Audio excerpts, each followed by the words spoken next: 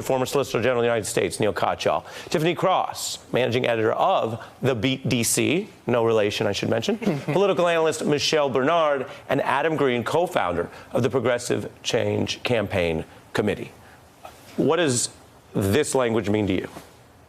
It's repulsive. When you take it bit by bit, one of the first things I did today after hearing the second presser that the president had today was I went to take a look and see what Rush Limbaugh was saying, because to me that gives us a really good sense of what many people on the right are seeing and feeling. And one of the things he's saying is, number one, don't blame this on the president. Don't be mad at the president. Blame it on the media, because the left-wing media is against us. You know, he says Donald Trump isn't racist. Donald Trump didn't mention color. He didn't mention race. These are anti-American, anti-Israel, horrible, horrible women. And they should go back to the places where they came from. And what it says to me is America was built on the backs of black men and black women who didn't want to be here. And when they wanted to go back to Africa, they were not allowed to do so. Black women were raped. Black men suffered all types of atrocities. We built this country. There is absolutely no reason for any of us to leave. America is as much our country as it is anyone else's. And the question I have for Mitch McConnell and all the Republicans who did not come out and say anything about what the president said today is this what today's Republican Party stands for? What happened to the big tent?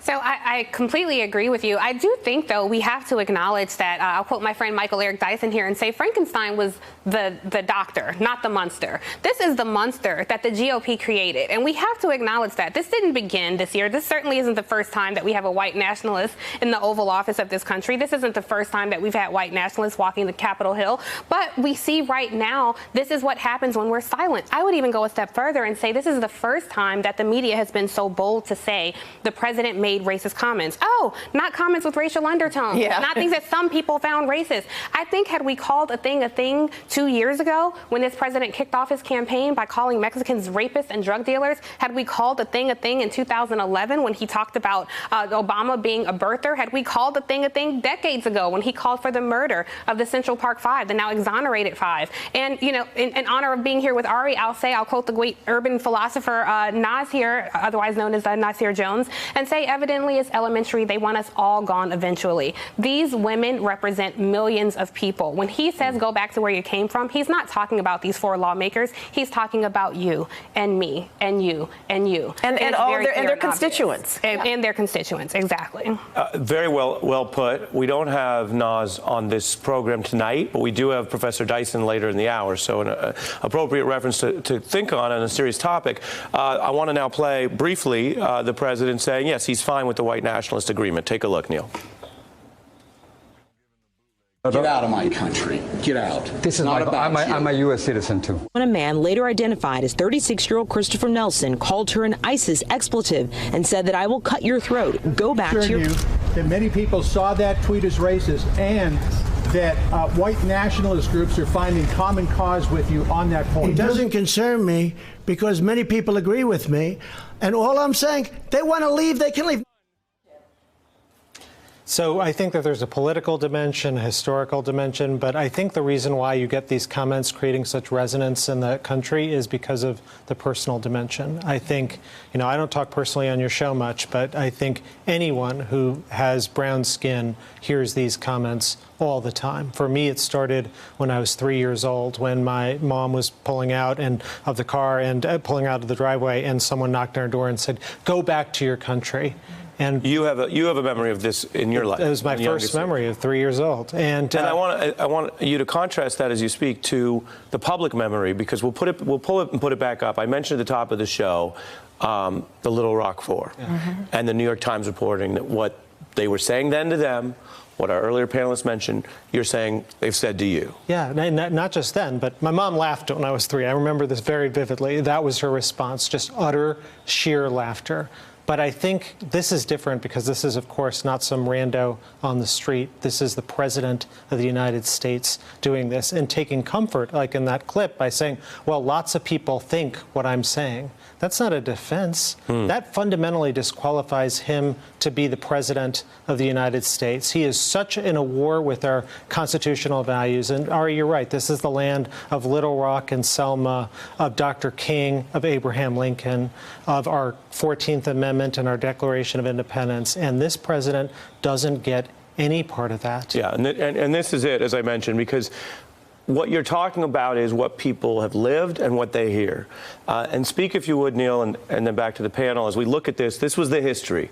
Surrounded by a jeering crowd, go back home, they said to someone who was home, as you were alluding to.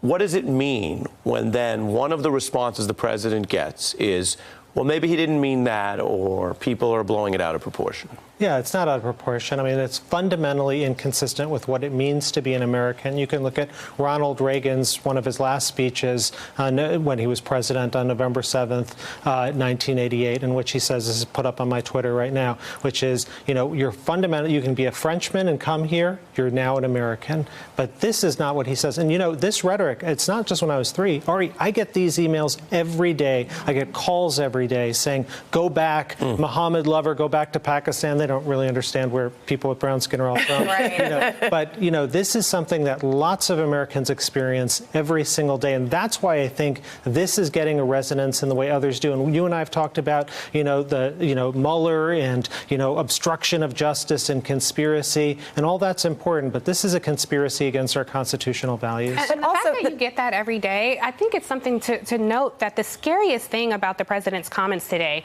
was the applause from the audience. Yes. The other scary thing is all the people at home who are applauding. The other scary thing is the deafening silence we see from a Republican Party who controls a branch of our government and a lot of the judiciary. All across the country right now, people are disagreeing with what you're saying, Ari. They're disagreeing with me. They're still looking at us saying we're a part of this left-wing media that doesn't understand the country that we built for free. So I think we have to root this out, stem what the president has incited. And what I would say is, what's even scarier to me than the deafening silence is every single day of the week, you can go on social media and find video of someone yelling at a person of color in a restaurant or in a park and telling them to go back to the country that they came from.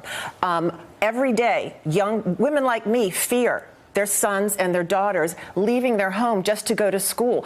Just recently, I just told my son in advance of something he was getting ready to do to be careful and don't play music too loud, and showed him the story on the news about the man who thought a young black boy was playing his rap music too loud and slit his throat. This comes from the top, and it trickles down. Talk about trickle-down economics. This is trickle-down murder. It's very, very serious. He is setting the tone for a country that makes it unsafe for anyone who looks like the people sitting at this very table. Right, and that was a point I think that was alluded to by these 4 women of color, members of Congress today as well, about, well, what are you putting out into the bloodstream of America? They get death threats every day. And so, Adam, you are someone who's worked for a long time at that intersection of what the Democratic Party is, what it should be, and how it should deal with its foes. And 5 or 10 years ago, where your group was, a lot of people in this town said, too far, and you're too negative or cynical about the modern Republican Party. Certainly that was how people viewed your group in the Obama era, and here, I think it's fair to say. What do you see as someone who said, no, you have to meet fire with fire in this part of the way the Republican Party looks today in Washington? Well, first, before getting to that power dynamic, I think it's important to just acknowledge the moral moment that we're in. And as the one guest here who does not have black or brown skin, I think it's important to say that white people need to call out white nationalism explicitly. White people need to call out racism at this moment explicitly. And that's the bare minimum we can do. You know, there is a direct correlation here between this racist policy and what's happening at the borders with these children, right? It's not just about comments that are being said and criticized. You know, I have not seen any images of white people in those cages, right? This is an outgrowth of the inhumanity expressed by Trump through his policies that is having huge ramifications on people's lives. So that gets directly to these young women of color who are progressives and pushing the envelope in what they're doing. And frankly, they are a threat. They are a threat to the entire power establishment, not just the Republican Party, but the Democratic Party. And this has been a weird week where first it was a Democratic civil war, and now Trump is getting in, and some of the lines are getting mixed up. But I think what we're learning here is that we have to fight fire with fire. You know, if you think about it, this week is a rare instance in the Trump presidency where he felt so left out of the center of gravity of a debate happening that he felt the need to jump in, right? That is testament to the power that AOC and Rashida and Ilhan and Ayanna have in moving the national dialogue. It's a good power, and the Democratic Party needs to lift up that power, not try to tear it down. Let me play briefly for you, since you mentioned them in the centrality there. Lindsey Graham, who used to say the president was a race-baiting kook, quote unquote, his words, and now defends almost anything. Take a listen. We all know that AOC and this crowd are a bunch of communists. They hate Israel. They hate our own country. They're anti-America. Don't get down. Aim higher. We don't need to know anything about them personally. Talk about their policies. They're anti-Semitic. They stand for all the things that most Americans disagree with.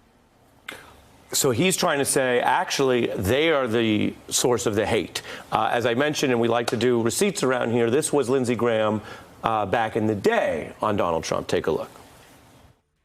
He's a race-baiting, xenophobic, religious bigot. He doesn't represent my party. He doesn't represent the values that the men and women who wear the uniform are fighting for. What do you do with that? Well, I saw my friend Adam Jettleson, a former Harry Reid staffer, today call out Steve Baines, a Montana Republican senator, for making the same comment. He pretty much said, don't bring Jews into this. Don't try to whitewash this racism today by invoking Jews out of nowhere. You know, Lindsey Graham would have a lot more credibility to say anything if the first words out of his mouth were, this is white nationalism, this is racism, this is wrong, I condemn it. He's not saying that, he's deflecting. And the fact that we have 0 Republicans on the record shows what a problem this is.